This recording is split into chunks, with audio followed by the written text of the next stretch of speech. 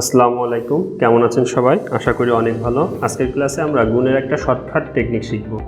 তবে এই গুণগুলো করার একটা শর্ত হচ্ছে এই শেষের সংখ্যা দুটোই এক হতে হবে। যেমন 51, 21।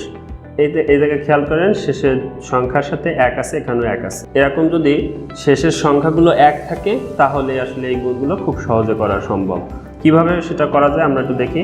প্রথমে হচ্ছে আমরা এই দুটো সংখ্যা গুণ করব, এককে এক, পরে এই পাশের দুটো সংখ্যা যোগ করব, 5 আর 2 7। তার পরবর্তী কাজ হচ্ছে এই দুটো সংখ্যা গুণ করা, 5 দুগুণী 10। একইভাবে এটা যদি করি, এককে এক, 6 আর 3 হচ্ছে 9, পরবর্তীতে এই দুটো গুণ, 3 6 18। তবে যদি এই দুটো সংখ্যার যোগফল 10 থেকে বেশি হয়ে যায় তাহলে কি করব একটু দেখি। প্রথমে এদের গুণ করলে এককে এক, এই দুটো সংখ্যা যদি যোগ করি 8 5 হয় 13, তো আমরা এখানে একটা সংখ্যা বসাবো, 13 3, হাতে থাকবে 1।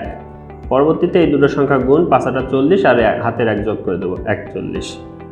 তাহলে একইভাবে এটার উত্তর কত হবে আপনারা কমেন্টস করে জানান। তো আপনাদের জন্য একটা সমস্যা রয়েছে, যদি পারেন এটার সমাধান করে দেখান।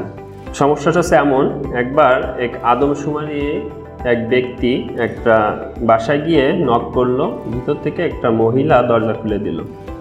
আদমশুমারি সে ব্যক্তি মহিলাটার কাছে জিজ্ঞেস করলো, আপনার কয় ছেলে মেয়ে এবং তাদের বয়স কত একটু জানান। তা মহিলাটা ছিল একজন গণিত বিশেষজ্ঞ। তিনি বললেন, আমার 3 ছেলে যাদের বয়সের গুণফল হচ্ছে 36। তখন আদমশুমারির সে ব্যক্তি তো খুবই অবাক যে এরকম বললে আমি কিভাবে আসলে বয়সটা বের করব 3 ছেলের। তা তিনি বললেন আরেকটু সহজ করে দিন। তখন মহিলাটি বলল, তাদের বয়সের যোগফল বলে দিলেও বয়স বের করা যাবে না। অর্থাৎ আমি যদি 3 ছেলের বয়সের যোগফল আপনাকে বলে দিই তাও আপনি তাদের বয়স বের করতে পারবেন না। তখন তিনি বলল, এটা কেমন কুলু হলো, আরেকটু সহজ করে দিন। তখন মহিলাটি বলল, সবচেয়ে বড় ছেলেটি মাছ ধরতে পছন্দ করে। আশ্চর্যের বিষয় হচ্ছে, তখন আদমশুমারির সেই ব্যক্তিটি তাদের 3 জনের বয়স বের করতে পারল।